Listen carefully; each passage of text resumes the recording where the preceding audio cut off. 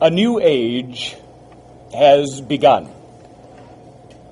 Finally, no more preparation for the dawning of this time of which you have heard for so long. The reality is here now. It is the fulfillment of a promise. And it is the means by which the evolutionary leap of humankind takes place. About a month and a half ago, an event took place that was the culmination of an entire chapter of human history. The energy of the Christ reappeared. Those of you who have been walking this path to wholeness have been dealing with the fears that have blocked you, the nature of your own duality or separation from your own Christ nature, have experienced, in a sense, the stations of the cross. You have gone through a series of initiations in preparation to finally receive what you have for so long in so many lives denied, ignored. Approximately 2,000 years ago, the essence of God, known as the Christ. Now, what is the Christ? The Christ is not a human being. Jesus was the human being. The human part of that equation that provided the commonality for the experience that was to serve as a beacon for all humankind. The Christ is, let us say inaccurately, a classification of higher energy. As you progress in your spiritual search,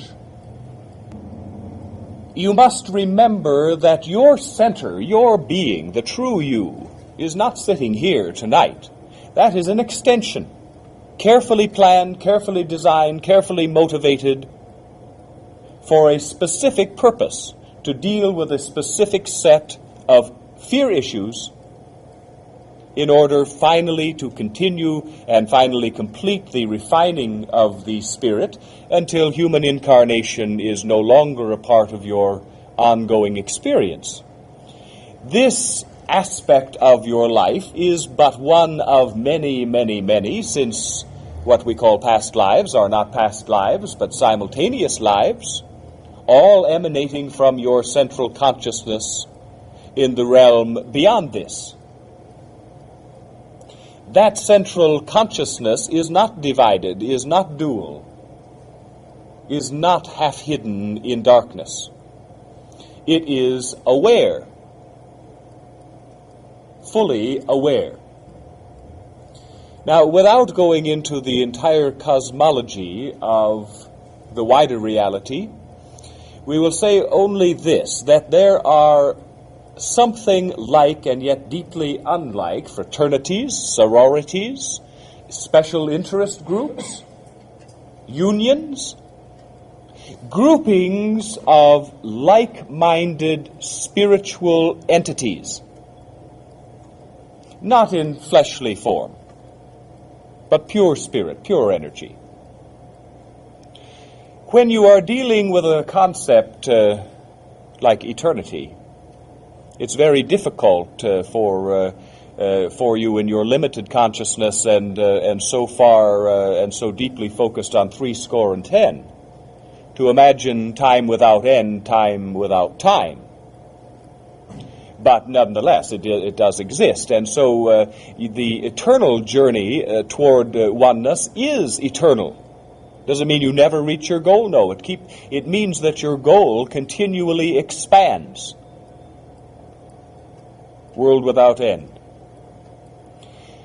One of these groups of energies are called collectively the Christ. That aspect of energy, that aspect of God, entered into human form as an example, leading a human life that was an example, creating with that life a carefully planned, totally realized, symbolically rich series of adventures that are a microcosm and a macrocosm of the adventures of each human being in each incarnation and each human being in all incarnations. It was setting a pattern for an age. It was declaring a truth with the knowledge that that truth would be lost, buried, ignored, defied, changed. Yet the truth itself does not change, only humankind's understanding of it and interpretation of it. In the process of the life and death and life of Jesus the Christ is the story of every human being who is a part of that founding myth. Again, myth, not in the sense of falsity, but as a founding idea, structure for human life during a particular time of human evolution. Now, what time is that? First you had the physical evolution, taking millions of years, then the evolution of the mind. Now, prior to the Christ experience, humanity was not really free to choose, was not given the keys to the car. There was active guidance by those thought of as the gods. A voice in the mind, a vision in the eye, a presence both in flesh at times and in projected energy. A time of guidance and preparation for freedom. Here are the keys. Go out and don't crash. And so humanity took the keys to the car and took command of the life and explored the mind in its freedom finally to choose, to make choices. And like any child and like any teenager with the car for the first time, mistakes, misjudgments were made because of the presence of the duality, that fear entity that is the shadow of the light, that is the shadow of love, and thus has no real substance, but is an illusion in which humankind has been caught and lost for these 2,000 years. 2,000 years devoted to exploring the darkness of the duality, to exploring the experience of the separation from the gods, from God, from guidance, from control. Lost in a world and a universe only dimly understood. And so all of you have been living, and we're going to use linear terms since they're easier to understand, though inaccurate. You have been living life after life after life after life, as many as it has required for you to fully plumb the darkness, explore the fears, experience the duality, suffer the separation. This has been going on in temporal terms for 2,000 years, and all of these incarnations have been the exploration, in the largest sense, of that one experience, the duality. So you are born into human life in the darkness, without memory of your true nature, your true origin, your true purpose. Born into helplessness, into fear, into ignorance. And so in each life, there is the exploration of the dark. Now, most of your incarnations are spent completely in the dark, lost in your fears, reacting rather than acting, pretending to be a slave because of the deep, deep fear of freedom.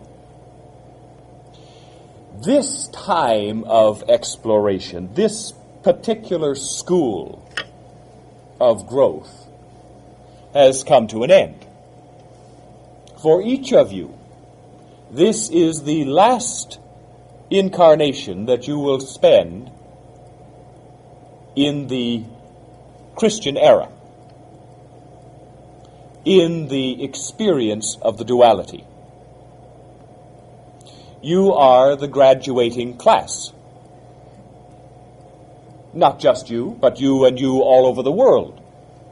And that brings up the question. Now, why, Plautus, why the exclusivity of dealing only with the Christ myth and image and energy? Well, we're not. We're dealing with a particular culture in which a particular language and a particular story has been told to accurately account for a phase, a promise, and a fulfillment that is a universal. But those of you in this Christian culture and class, and this would include Arabs and Jews and all who have come under this particular umbrella. This is your context. But this energy, now what we have called over the past few years the Mary energy, is within the context of the story that we are dealing with absolutely true and accurate. It is the energy form of Mary, the mother of Jesus the Christ. A high female energy, an energy of preparation. Now, this energy has energized you, guided you, strengthened you during this time of development and of preparation, in which a frail vessel becomes a vessel strong enough to contain the energy of the Christ. You have all been experiencing this, and it does not matter if this is the first time you've ever heard of something called the Mary energy. And we will say that covers all of the other people around the world, born as you were into this incarnation, having no overt and conscious knowledge that this is it. This is graduation time.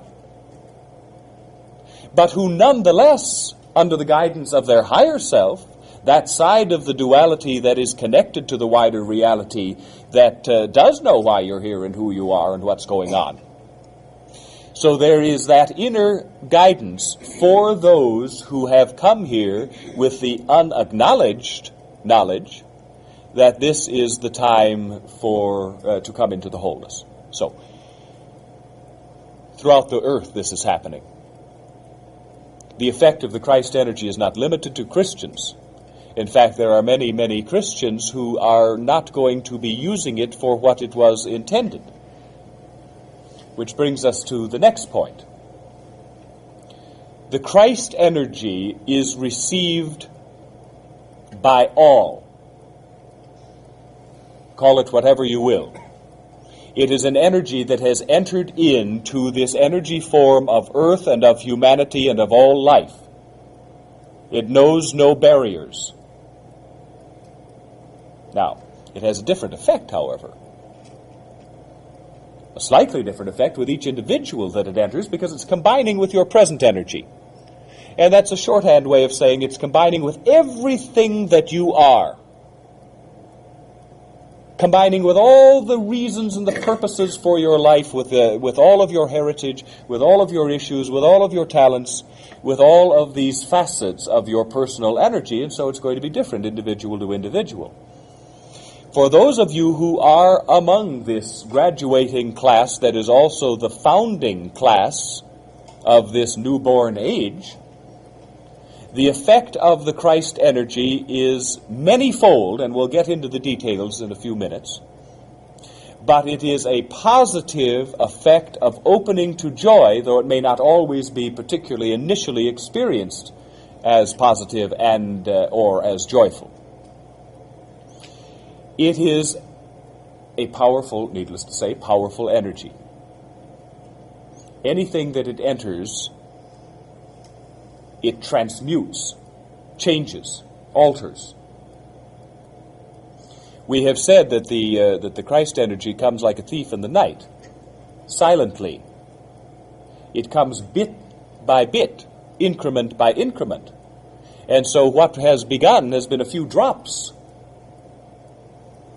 But even the presence of one drop, or 1/8 of one drop, or 1/1,000,000th of one drop, changes everything. The presence alone is enough. The introduction alone is enough.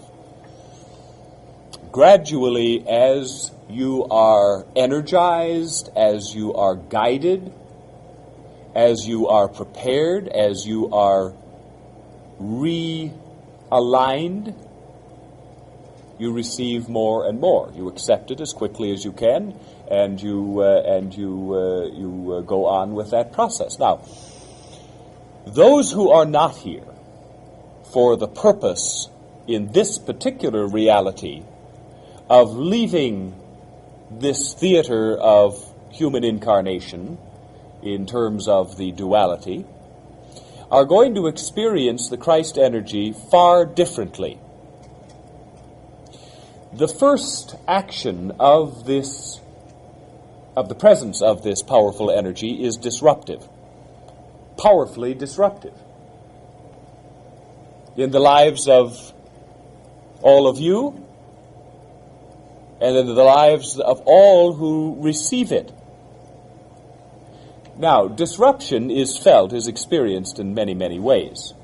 And you may meet all sorts of people not on this path who seem utterly unaffected by the presence of the Christ energy in any direction, positive or negative. Yes. It doesn't mean they haven't received it. It means they haven't accepted it. It is there. It becomes part of you. Now, what do you do with it then? Well, in many cases, because this is a time where the polarity, the yin and the yang, the positive and the negative, is stretched and stretched and stretched. Now, when it reaches the breaking point, it collapses in upon itself into wholeness. The shadow gone, the negative gone. It was only an illusion in the first place. But in the meantime, those who cling to that illusion, those who live by that illusion, those who have a deep investment in fear, those who cannot, by the nature of their point on this path, be enabled to release that fear, are engulfed by it. And so the fear energy is rising as a result of the introduction of the Christ energy, just as the energy of love, the energy of wholeness. Now, what does this create in the human realm? Chaos. Chaos. We want to choose our words carefully here. Each of you is here in this life by your own choice. Some of you, perhaps initially with some deep reluctance, but nonetheless here by your own choice. Born, as the ancient Chinese curse would have it, into interesting times. This is not the end of the world. It is the beginning of a new world. It is, however, the end of civilization as you have known it. It is, in the worldwide sense, a death and a rebirth, just as it has been in each of your lives. There are many realities. In my house are many mansions, many facets. many levels of understanding, many earths. What we are saying does not mean that those who are not to be transformed by the Christ energy, well, too bad for them. Each will have his turn. Each is having his and her turn now, but not necessarily this now, the now next door. But you are here in this now, ready to be transformed, in fact, having already been transformed and just trying to figure it out now. Your lives are just beginning, and it doesn't matter what age you are, your lives are just beginning. You are just now beginning to live the active part of your higher purpose. As you begin we put off this reading for a month and a half for a reason. Because the expectations of the Christ energy were so wildly at variance with the reality that it was needful for you each to find, to have some time to experience these changes before we started talking about these experiences. As we say, the first action of the Christ energy is disruption. Now, you are experiencing that in a variety of ways, including a sense of alienation from yourself, a sense of who am I, a sense of deep confusion because your personhood is in fact changing so deeply that it seems as though your personality is either self-destructing, as some feel, or altering in such profound ways that you have trouble recognizing yourself from time to time. Well, you are changing, and you are changing greatly. But you are not you are being renewed, but you are not being a new person. You are building on the foundation that was laid at the beginning of this incarnation.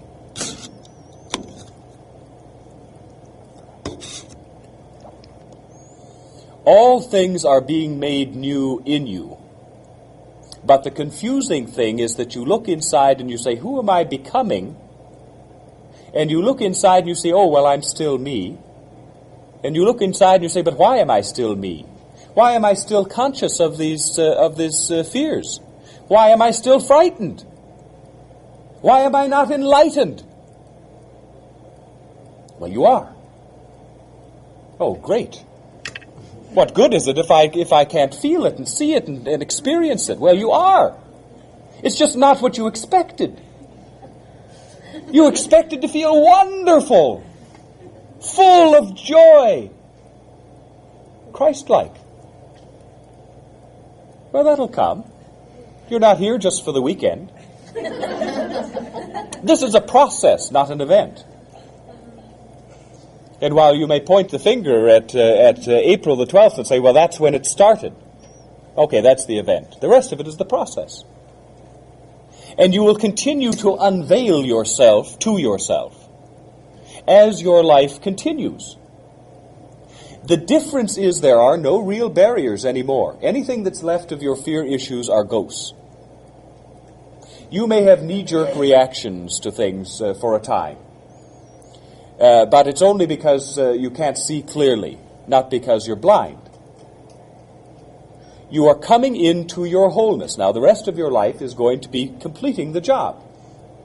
And by the end of this incarnation, whenever that comes for you, you will have completed that job.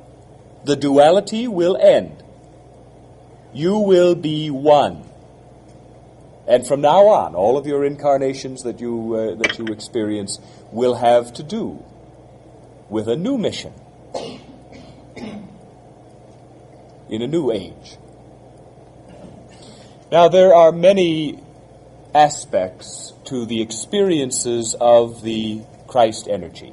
It is and must be remembered to be the energy of love.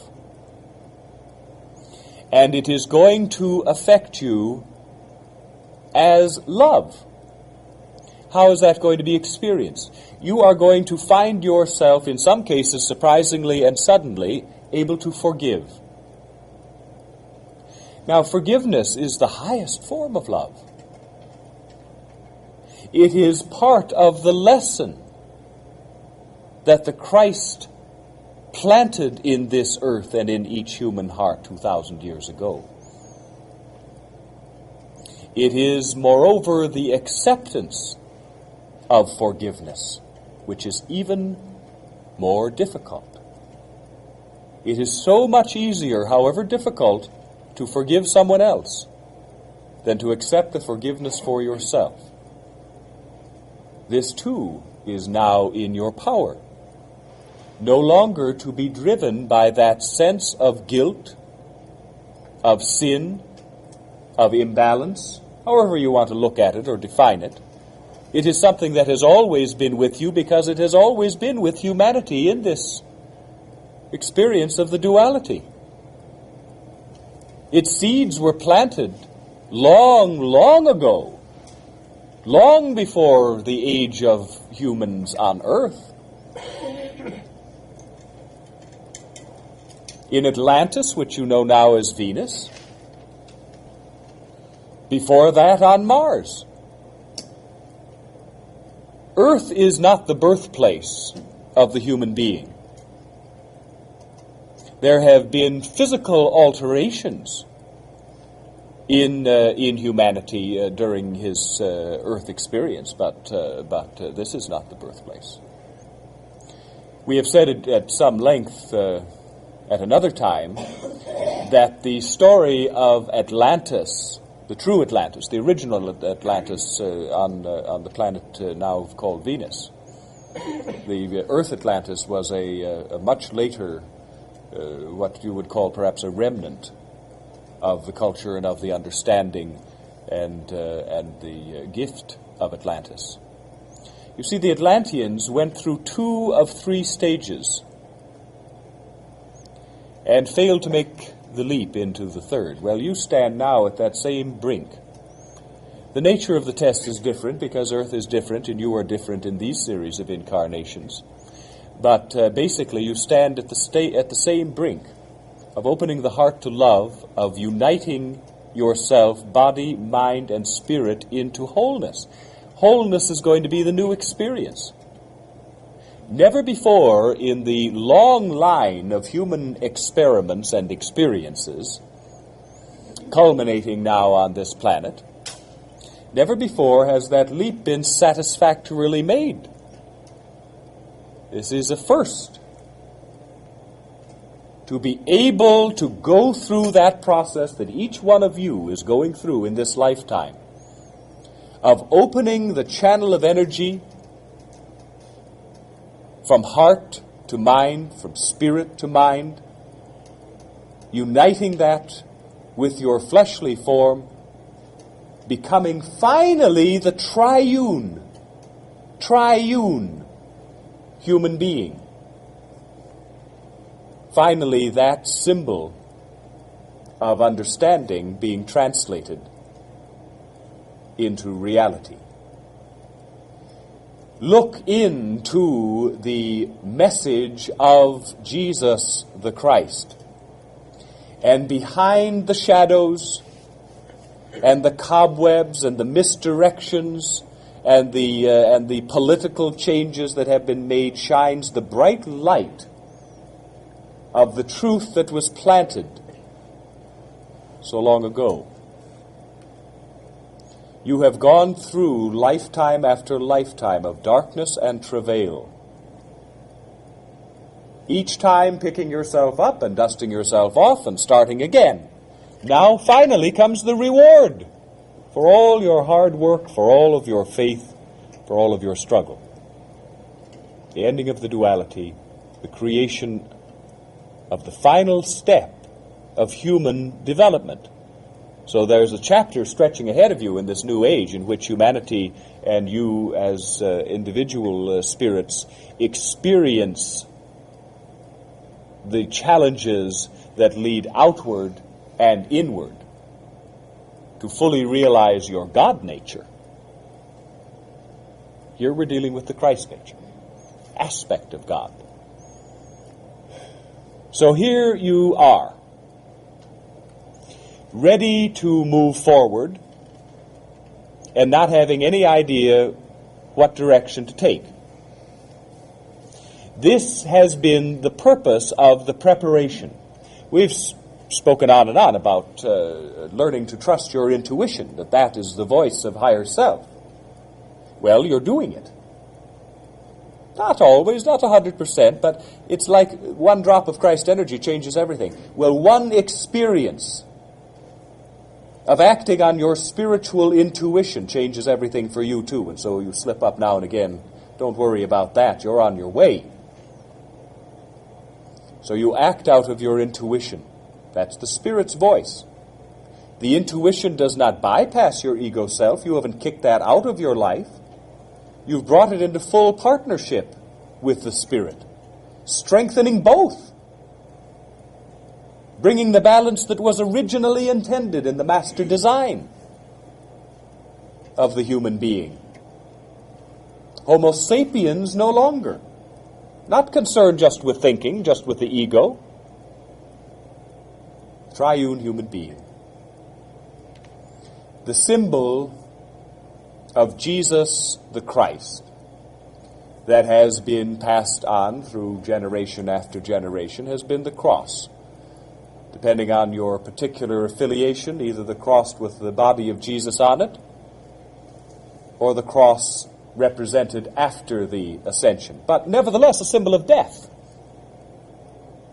The cross can no longer be the symbol of those who follow the teachings and understandings of Christ, the risen and returned. Now it is the symbol of the triune, the triangle, the pyramid. You see, the connection here, the events that are taking place, go far beyond this Christian story alone.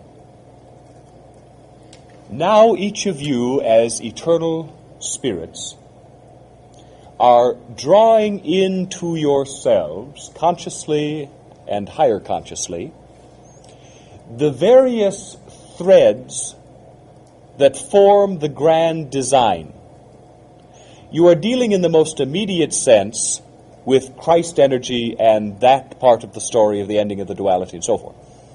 But you are also drawing to you, remember, simultaneous life experiences in Egypt. Why?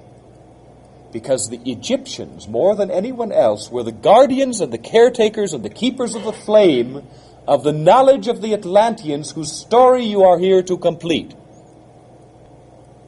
So you are connecting with significant Egyptian lives. Some of you, for various reasons, are also connecting with Greek lives, with other lives in other cultures, but these are the primary connections that are taking place now with the Egyptian life, with the Atlantean lives. It doesn't matter how distant in prehistory was the Atlantean experience. Outside of this narrow stream of time that encompasses Earth and the physical universe, and a universe, by the way, isn't nearly as big as you think. Outside of that stream of time, there is no time, and the Atlantean experience is as close to you as this. You are flowing into wholeness, ending the duality. You don't really know what that means because all of your experiences have been in the duality. Wholeness, you're going to find, means a great deal. Part of what it means, and some of you are going to have conscious experiences of this before you end this incarnation, and that is fully conscious awareness of your other lives. Now, it doesn't mean this vast jumble of hundreds and hundreds of lives revolving in your mind. Rather, it is all lives are significant, but there are lives that are part of the structure of your personal ongoing fate, that are pivotal lives, that will come into your conscious awareness. The process is beginning now.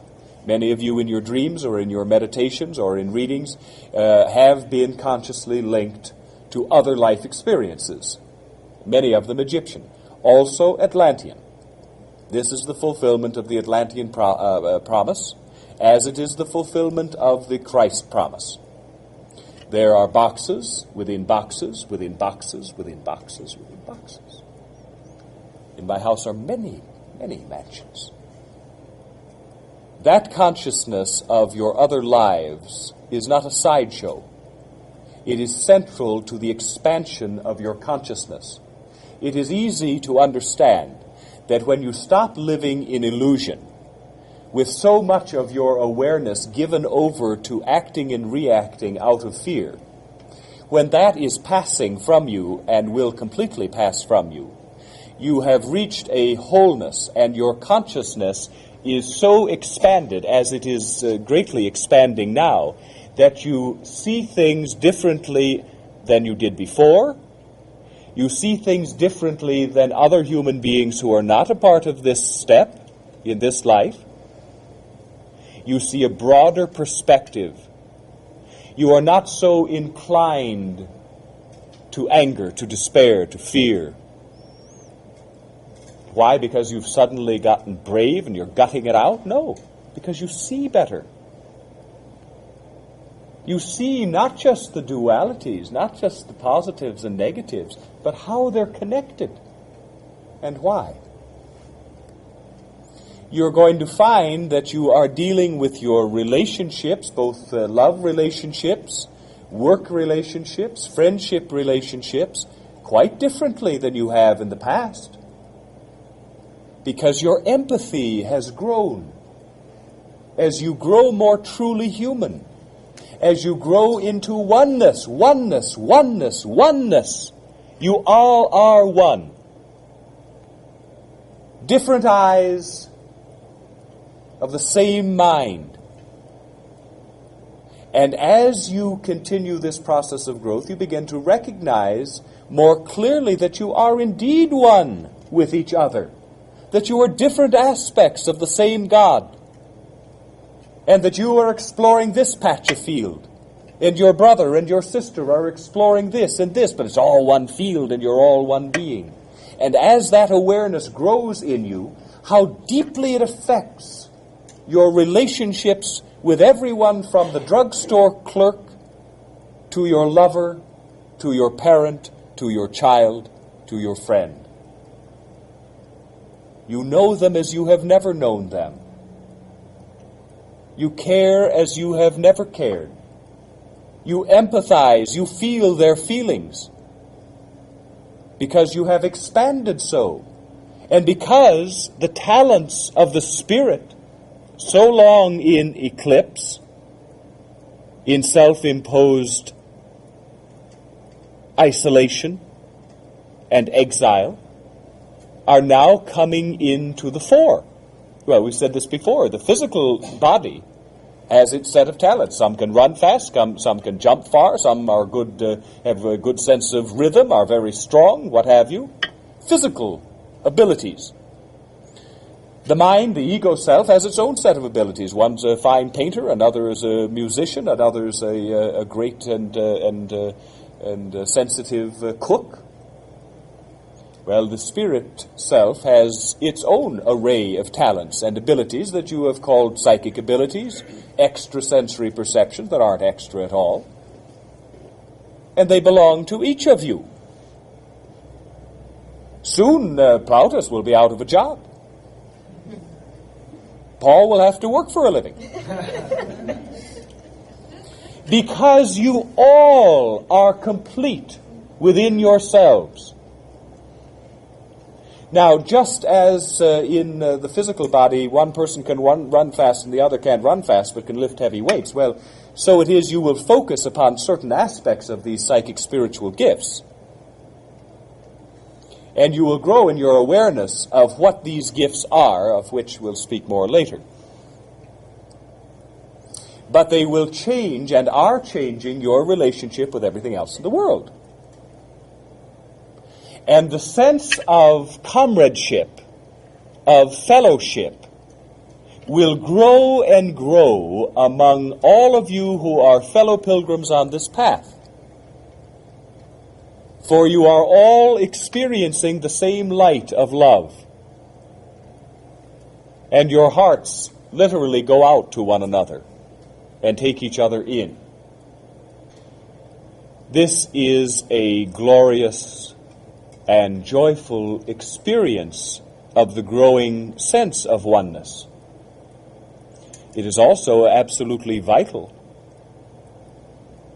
for the founding of this new age in the midst of the increasing polarity, the positive and negative poles. Events now are going to move very quickly. We've spoken of the positive and negative poles. Well, the Christ energy you may consider the positive pole. The fear energy personified by the nuclear energy you may consider the negative pole, around which all of the fear illusions are gathered. The fear of death. Well, those of you who haven't done so already are soon going to absolutely lose any fear of death in your innate recognition that that too is a lie and an illusion, that there is not one moment when your consciousness departs from you. Your consciousness is eternal, as God is eternal, for you are a part of that God. But the fear of death for those who have not that perspective will grow and project itself and build upon itself. Fear will beget fear. What are you seeing in the world today? Terrorism. Nuclear accidents. Threat of nuclear war. And soon to that list, even for Americans, will be added the fear of death by starvation. You know, the earth itself is going through this cycle of death and rebirth. It is a sadly scarred and depleted planet. It has been choking to death because humanity, in its own separation from truth and from love, has visited its errors upon its partner, the earth. Human beings lost in fear seek to dominate one another, thinking only if they can scramble to the top will they be safe. This aspect of fear, too, expands as the polarity increases. Nationalism, expansionism, imperialism, all of the isms that define the ideal of the human being to march upon each other's faces to some specious goal of peace. The economic structure worldwide is tottering. Now, you look in the paper and you watch the television, you'll hear all sorts of reassuring news about the economy. How well it's going. How low the inflation rate. Well, if you chance to believe that, we must disillusion you. Behind those apparent effects are causes that are crumbling of their own weight. Of international debt that is teetering and falling even as we speak. Chaos. Not a pretty picture. And what of the positive energy and the positive polarity? Well, you're seeing glimpses of it. But remember, what you're seeing on the fear side, on the darkness side, is the product of generation after generation after generation of the worship and belief in fear. And what you're seeing on the love side are a few tender green shoots that need to be nurtured before they can be harvested. You're seeing human beings who are feeling the effect of the light and the effect of love and the effect of the expanded consciousness, it doesn't matter what they call it, who are reaching out, the hand of healing, who are acting out of love and caring for fellow human beings. It's just the beginning, and it's not a counterbalance left yet. But we have said this is not the end of the world. It is only the end of civilization as you know it. You and you and you and you and all of you are building a new reality. But like the phoenix, who must burn to ashes before it can be reborn, so is there a death in this rebirth, and you will be building, in some cases, upon rubble. Now, you have free will. All human beings have free will. There's a structure, there's a goal, there's a plan, but within that structure, you choose. We have said before that the passage is assured. A new age has been born and will develop into its wholeness. The quality of that passage is to be yet determined. Will you literally be dragging yourself from rubble and going through a sort of mini stone age? Or will the transition be minimally destructive? Well, that's really up to you. We'll give you a progress report, and that is very seriously. A few years ago, when we looked at this situation, it seemed very likely that there would be a pretty total collapse of this reality before the new could be born. We would say now that the likelihood is, yes, there are going to be vast disruptions. There's no way around that. There are the agonies and death throes of the passing reality, and there are the birth pangs of the squalling infant. Well, you've got to have that. That's the process. But at this point, so many are opening, so many are joining hands and joining hearts, that the prognosis is considerably improved. But it still means that for the next number of years,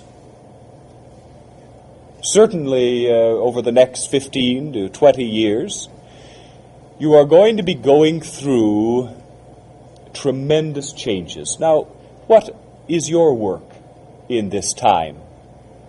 Your work begins with yourself. Devoting to yourself love, care, nurture. Creating situations for yourself that will build you and not destroy you. Encouraging yourself, cheerleading for yourself, patting yourself on the back, and giving from that newly supplied storehouse of love in all of your relationships. Well, you're all doing that. That's the beginning. Give to yourself that you may give to others. Healing is the core of this matter. Healing. What is healing? Healing is love. Love in action. Love as a gift. You are all healers. For healing operates on many levels. First, you begin by healing yourself. Healing. What is healing? Ending the imbalance. Ending the darkness. Healing yourself. Healing others. Giving love. Giving nurture. Giving care. Giving support. Healing physically. Healing emotionally. Healing mentally. Healing spiritually. The laying on of hands. The sending of positive energy. The visualization. Crystals. Healing. A stone dropped in a pond whose ripples eventually cover the surface of that pond. Healing the earth. Healing humanity. Ending the duality. It's all healing. Every human being has, to a greater or lesser extent, some physical problems. Because every human being, to a greater or lesser extent, has spiritual problems. And spiritual issues are always reflected in the physical realm. It's going to vary in its effect from incarnation to incarnation, depending on what you're working on. But there is none who is whole physically, any more than there are any that are whole spiritually. Yeah. And so you have time, and you have the need, and you have the ability to heal physically yourself, for you will become your own laboratory of healing, and others to whom you will give that gift and from whom you will receive that gift. The race of humanity will become a race of healers. You all have seen so many times that the person who decides to study psychology or psychiatry and to give mental healing is usually one who's had a lot of struggles within his own life, with a sense of identity and with a sense of wholeness and with dark areas within his mind and within his heart. And so he seeks to heal because he needs healing. And so is it with each of you, with all of humanity. You will heal because you need healing. You will become great healers because you have needed great healing. This will become a planet of healers.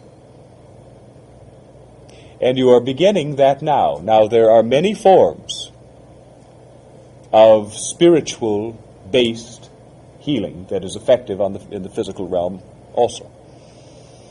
Many disciplines, many ways of approach, some that are just right for you. All of these means of healing now are changed, because everything's changed. And so we want to indicate to you, within the context of the work that we have been doing, within the context of an awakening within the culture, where this healing matter is going as it is affected and changed by the Christ energy.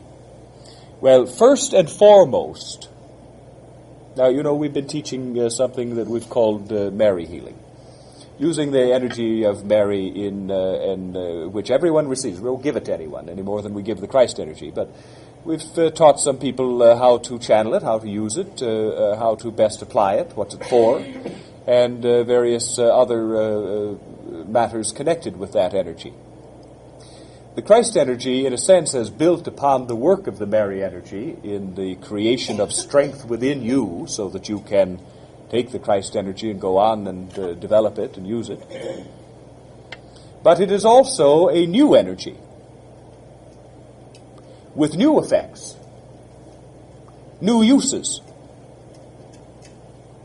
So now we're going to begin this coming month to begin to teach some techniques involved with the uses of the Christ energy. What are the major differences here? And we're saying this primarily for the benefit of those of you who have taken the Mary energy class. Some of the techniques are similar, but there are central matters that are different. Primary, perhaps among those, is the use of crystals for healing. The exploration of the nature of these crystals, the application of the varying energy of the crystals as it combines with yours for use in self-healing and in healing others, the purpose of the crystals in healing on all levels, mental, emotional, and physical, the origin of crystals as healing. Now, if you will look at the Greek word Christos, well, that's the Christ. And the Christ energy is being channeled through crystals. I mean, you're receiving it directly, too, through the crown chakra, if you didn't know that. And so, but also the rise of understanding and the involvement in the use of crystals for healing in many ways is connected with the coming of the Christ energy. It's not a coincidence between the names, crystal and Christus. This is the energy of the Christ, and it is as specialized as each crystal, as specialized as each human being. And there are crystals for you that, channeled with your energy, will have particular results in mental, physical, emotional healing. So we're going to be focusing a good deal on that. And there are going to be other differences also. We're going to be working very much with the crown chakra. We're going to be working very much with the brow chakra. You do not know the extent, the depth, and the strengths of your spiritual psychic abilities. We are going to help you to stretch yourself. Now, when the child who grows up to be Rembrandt first picks up a piece of colored chalk, you're not going to get the mature Rembrandt's work. You're going to get the scrawling of a child, a talented child perhaps, but a child. So is it with the use of these talents. We are dealing with beginnings. And so we will be doing in these classes that will come. Now, there is so much ground to cover. The making of a new world, a new age, a new humanity. It's more than can be done in an evening. Guidance along this illuminated path of purpose is more than can be done in an evening. You need each other. You need to reach out to each other. You need to share your common experiences. You need to bring light. You need to reach out. You need to share. You are no longer alone. Don't act as though you were. There is no one here on this path of light who will judge you, who will censure you, who will greet you with anything but love and understanding, with empathy, with healing. Networking is the popular term. Touching. Connecting. Living the reality of your oneness. You need to commence, to begin, to develop this network of love for your needs now as you grow and as you begin to learn from within and from each other, and for the future that you will live together as the founding fathers and mothers of an age in the midst of the death throes of another age. You need each other. There is a commonality of experience along this path to wholeness. While you are each different and each of your experiences will be different in degree from each of the others on this path, there is enough commonality that you can be of enormous help to each other. The issues that you face and you think, oh no, not this again, I'm afraid. What can I do? What's right? How can I tell? I'm not getting anything in meditation. I feel like I'm cut off. Reach out. Receive. Receiving for you is so much harder for most of you than giving. Giving is socially approved. I mean, even the Bible says it's more blessed to give than to receive. Well, that's a lie. To give and to receive is one act. So open yourself to receive. Give yourself the chance to receive. As a step in this, and Paul has written this in this newsletter, we wish to become involved if you wish, with a group of pilgrims on this path who will join together. And we wish to see not just one group that Plautus can attend once a month, but for you to reach out among yourselves and to extend your grasp. We can't tell you how many people have told us exactly the same thing. I thought the people I work with would think I was crazy if I ever mentioned what I'm opening up to and what I'm finding out about and what I'm exploring. And lo and behold, I mentioned it to someone and found out they were doing the same thing. Well, keep reaching out, and you're going to continue to get pleasant surprises like that. And we say, trust your intuition. You're going to say, well, now, that's all well and good, but it's not everybody. And what if I say something to the wrong person? Trust yourself. You know who the right people are and the wrong people are. You can recognize that. Act out of your recognition and act out of the trust that you are all a part of the same intricately interwoven pattern. You were born now to be together. One family as a prelude to one being. So if there are some among you who would wish to become a part of such an ongoing group, and what it would involve would be a bit of Plautus, but really more of an exchange,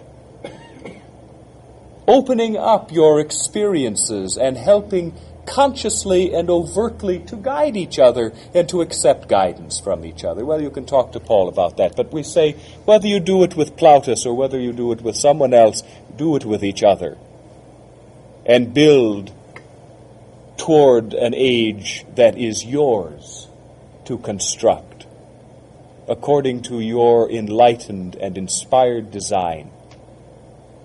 A promise has at long last been kept. A gift given freely has at long last been accepted. This is the dawn for each of you. It is an opening to joy. And the struggle, the pain that has been a part of your experience, particularly in this time of renewal, of letting go of your fears, is a time of joy, and look at it as a time of joy. You will not be disappointed. You will not be let down. There is a reward for your faith and for your courage. Trust this path.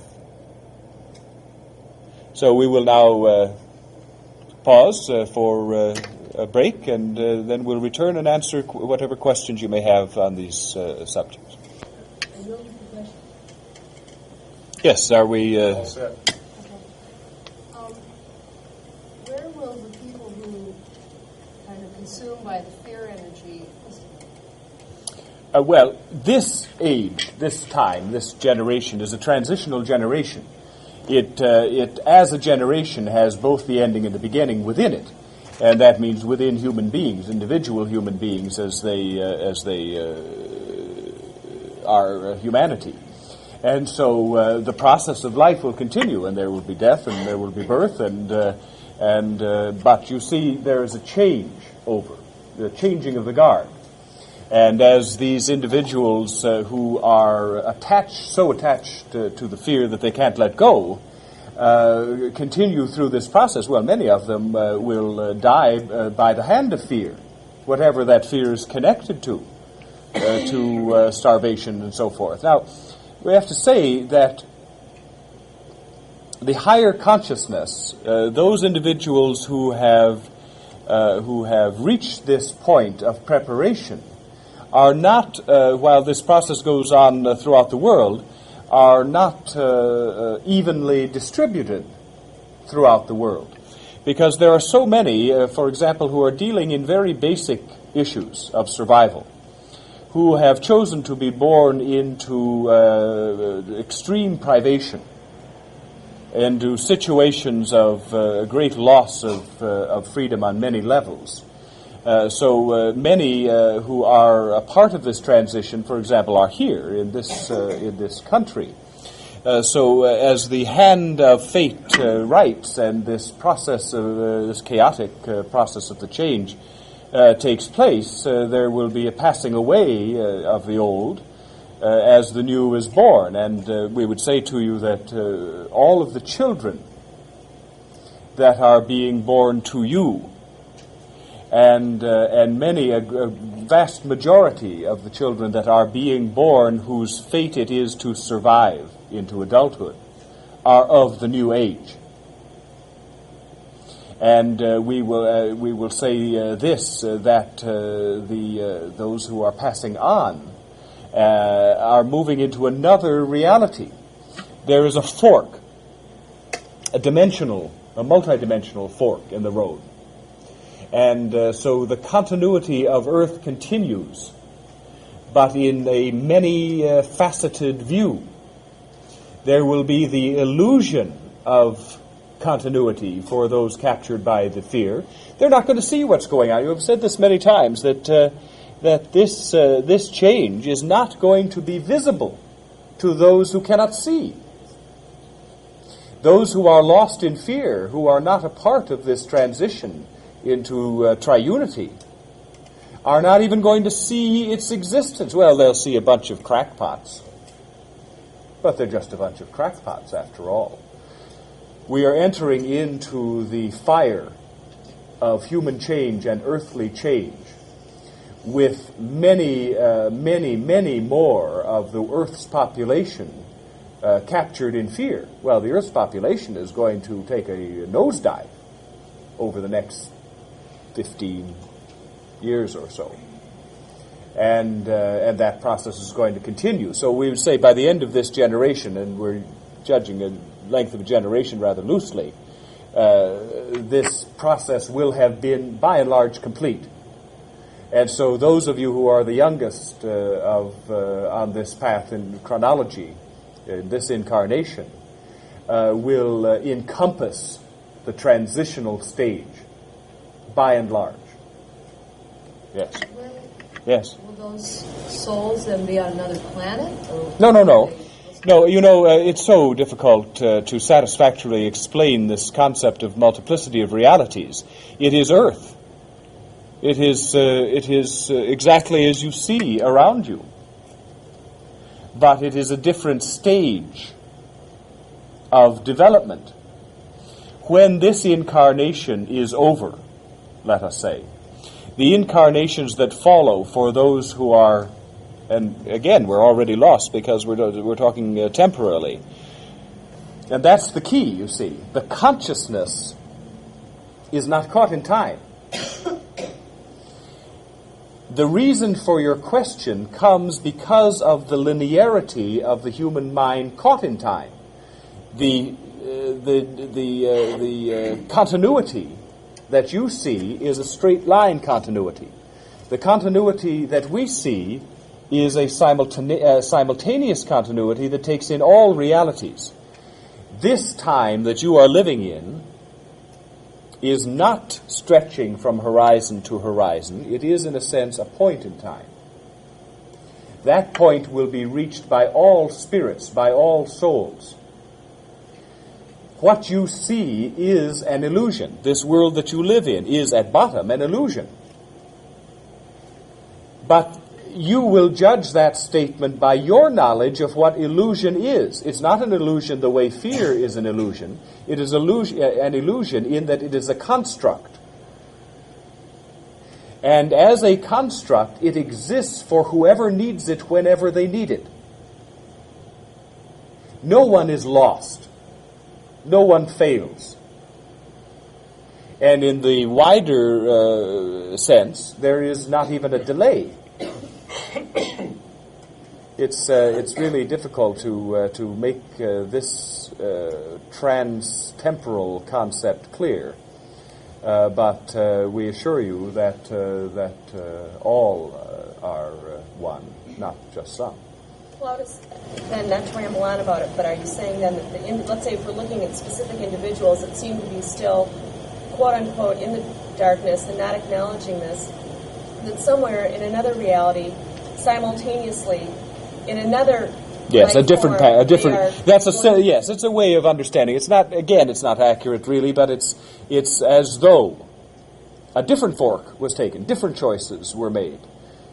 You see, in each life, in each incarnation, you have the possibility of healing. Now, in some cases, it's a very remote possibility because that is not the line of your choices. That is not truly the intention, but it is the potential. Now, the shifting of weight in that potential varies from universe to universe, reality to reality, and we're dealing with not distance, but a vibration. But yes, by and large, it could be perhaps understood in that way. Yes. Plautus, you had said that many of us will be having dreams or meditations of past incarnations, right? Yes. And I just want a little bit of follow-up on a question I asked you last Wednesday about a dream that I had with nuclear energy coming out. And I had forgotten one thing, but it was looking at myself, and I looked somewhat like me, but otherwise quite different with dark hair and so forth. And I wanted to know, was I Ida Kolska in that time? Was this was this dream have something to do with concentration camps? Was I seeing myself? Yes, you were seeing yourself. And was that Ida Kolska the time before? Yes. The one we identified before, the Polish woman, yes. I've got a question about healing. You said we all possess the capability of healing. And you can have a strong desire to send healing to somebody else, a child or a friend, whatever. Yes. And where does your desire to heal leave off from the other person's free will begin? They are not at all at war. The desire to heal and to give healing can be applied universally. You need have no qualms as to whether or not that healing that you are offering is timely. You offer it out of the fullness of your heart and of your love. You give it as a gift.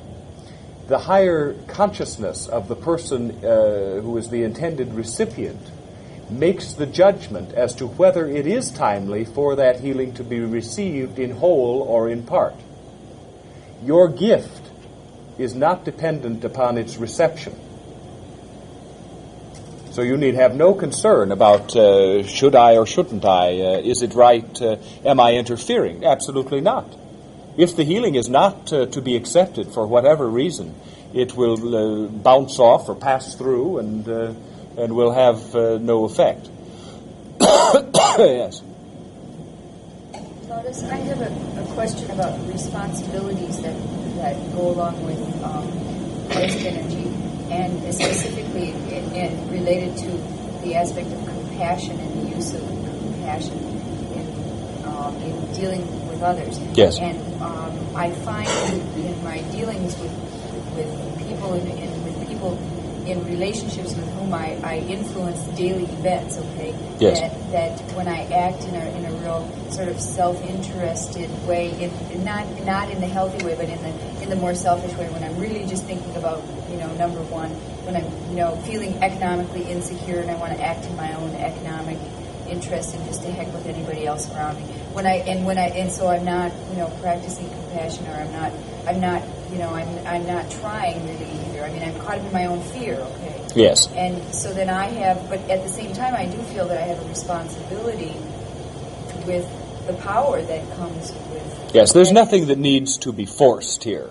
You are all in process, and you mustn't be hard on yourself when you are not always operating out of the higher consciousness, not always operating out of love. As you continue, bit by bit, you grow more whole. As you grow more whole, as you begin to recognize yourself as aspects of God and as filled with Christ energy, you will be less and less able to act in any variant way. You will be more consistent to your understanding of yourself. But it's going to operate in bits and pieces, and particularly in those areas where there is fear remaining, where you are still responding as though you were worried about where your next meal was coming from or your next embrace, then it is difficult for you to relinquish old habits. old ways of response. But you may let this go. It is not real, and you will let it go, but you cannot force yourself to let it go. It is an ongoing process of recognition. And as you continue to recognize yourself, then you will find that is less and less of a factor. And in terms of responsibility, well, you are accepting full responsibility for your life. That is what freedom is about. You will not cast off that responsibility on another. Neither will you assume that responsibility as though it were a burden. It is, in fact, a joy to be fully in charge of yourself. And so be patient with yourself, be loving with yourself. And when you see, usually in retrospect, you see, I didn't handle that well, I didn't handle that from my heart, and I regret that. Well, you don't go back and apologize, say, oh dear, I didn't do this right, and I'm sorry. And you use that experience to guide you in future opportunities to give love. And slowly and gradually and inevitably, you change into your true self. You wish to finish this? Well, I guess I perceive that, that I sort of need to hurry up and finish this because I'm in crisis, and so I need to hurry up and get, really Christed so that I can survive these changes. Is this just my own fear reaction? Yes. It's an absolute waste of anxiety and energy because you are moving along as quickly as you are capable of moving, and it is quick enough. Yes. Thank you. What is the magic in 15 years? Is that when there will be a balance? Well, we're using we're picking an arbitrary number. We say approximately 15 years of crisis. It is not as though everything stops at the end of 15 years and then starts again. It is an overlapping process. But we're saying 15 or 20 years, about that time, is the time of the overlap. And during that time, well, yes, matters are accelerating rapidly. And in terms of the effect upon the earth and upon humanity and upon human institutions and their destruction and their restructuring, yes, over the next 15 years is the critical time. And it is a time where, in a sense, critical mass will be reached. And it is the time, finally, when the duality will come into its final breaking apart before its reconstitution into wholeness. Is this a time for action on a large scale, especially if we have some meanings or ideas? Is it a time for action? Yes, speaking of is now a time for action is speaking in the immediate moment. Well, no, because so much is in flux now that decisions that you make now when you are it's like you're a jigsaw puzzle, and the pieces have been scattered around, and it's possible to put them back into a new relationship with each other, so a new picture is seen. But just now they're still jockeying around, and elements of your energy are not in form yet. But speaking in a more general now, we would say yes, of course. This is a worldwide matter. It is all-embracing. And so as you begin to reach out to each other, you build and you build and you build. And if you have inspiration regarding a wide and deep imprint upon humanity, then yes. Plautus, could you talk about the relationship of the Christ energy to the planet and to the other life on this planet? Yes, it's dealing with all life. And that means it's dealing with everything, because everything lives. And since the earth itself is a life form, and a conscious life form, it too is being impacted by energy received. This is healing energy, and the earth needs healing. It is energy of transformation, and the earth is involved in its own transformation. It is a energy that is appearing on a schedule of cycles. And the Earth, too, is involved in a schedule of cycles that is interrelated with human cycles. And so the Earth and all of the creatures upon and within the Earth are inevitably affected by this all-embracing energy. The effect of that is really quite similar with the Earth, is that it too will be healed after a period of crisis.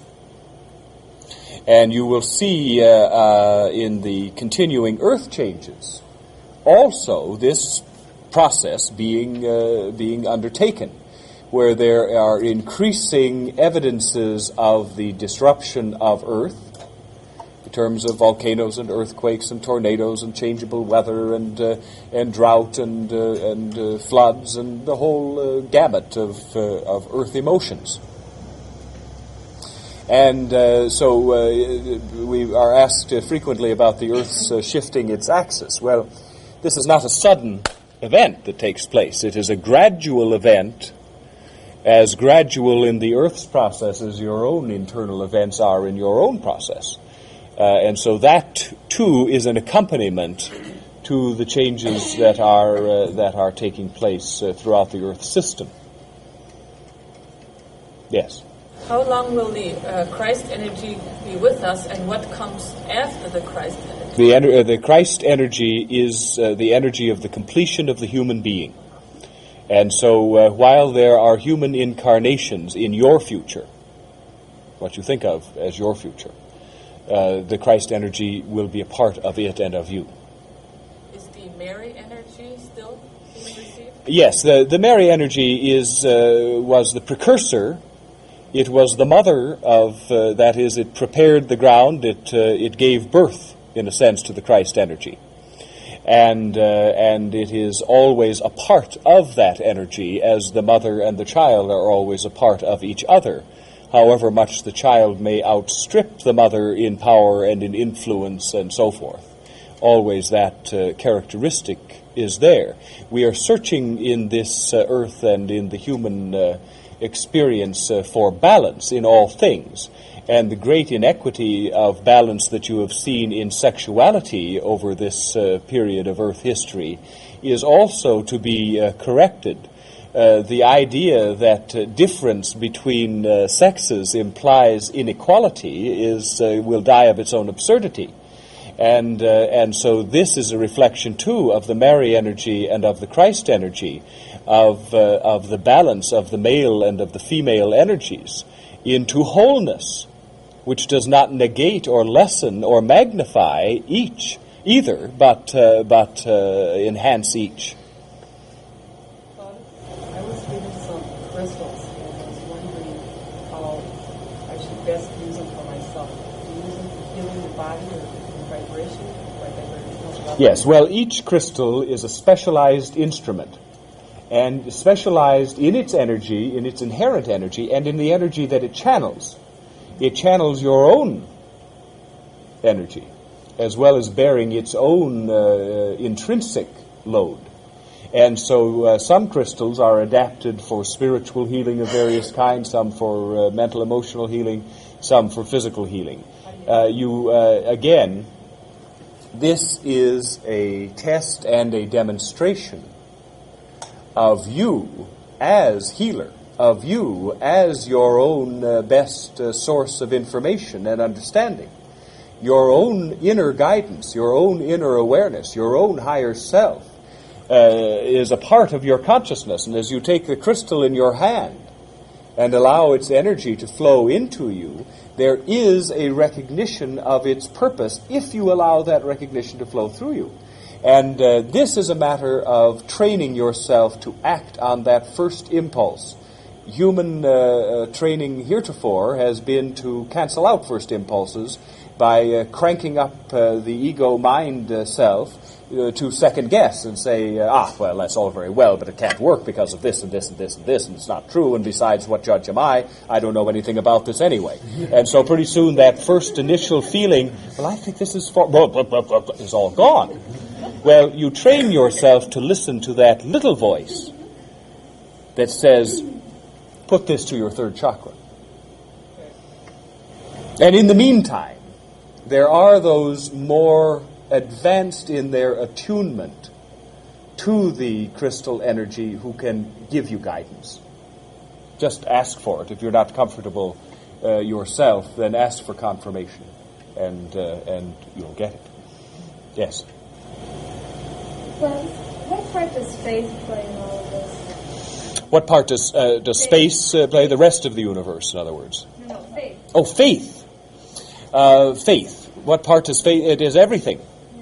Yeah. It is the fuel for the journey. It is the way you realize your progress.